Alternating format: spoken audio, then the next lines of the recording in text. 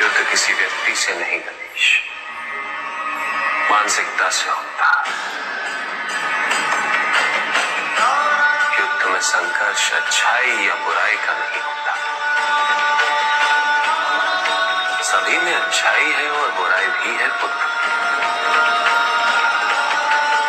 युद्ध तो विचारधाराओं का होता है।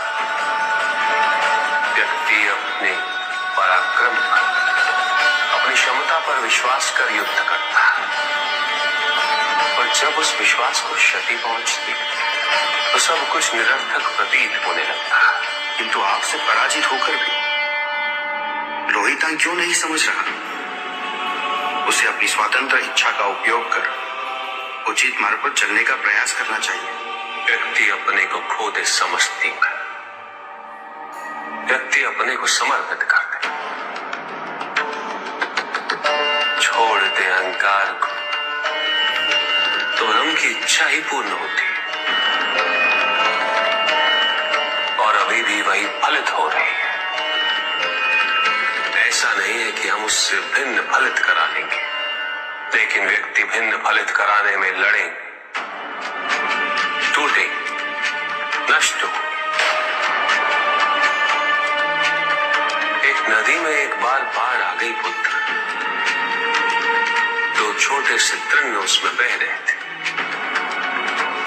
और उसमें से एक नदी में तिरछा पड़ गया और वो बाढ़ को रोकने का प्रयास कर रहा था।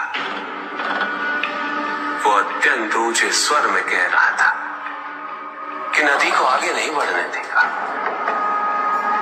यद्यपि नदी तो बस बढ़ती ही जा रही थी, वो फिर ऊंचे स्वर में यही कह रहा था कि मैं इसे अवश्य रोकूंगा, यद्यपि रोक नहीं पा रहा था। नदी को तो उसके संघर्ष का कुछ भी पता नहीं चल रहा था, किंतु नदी को उसके होने या ना होने से क्या अंतर? उस कण के लिए तो यह अत्यंत महत्वपूर्ण था। उसका जीवन तो संकट में था, वो तो बस बहे जा रहा था। वो जहां भी पहुंचता, किंतु उससे पहुंचना तो संघर्ष करके ही था। किंतु ये बीच का क्षण, ये बीच का काल दुख, पीड़ा, द्वंद्वता का काल है। वहीं दूसरी ओर जो दूसरा तृण था, उसने अपने को समर्पित कर दिया। वो तो नदी में सीधा पड़ा हुआ था,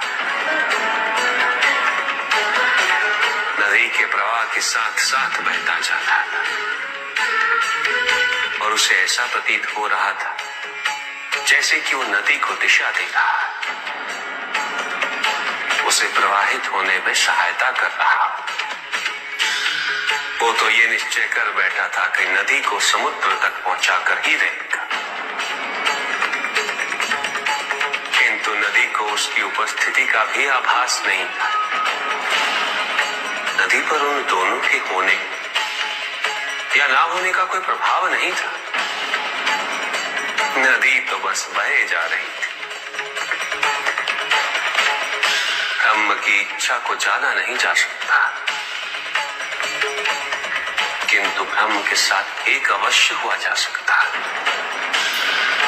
और तब व्यक्ति की अपनी इच्छा तो खो ही जाती है, केवल उसकी इच्छा ही शेष रह जाती है।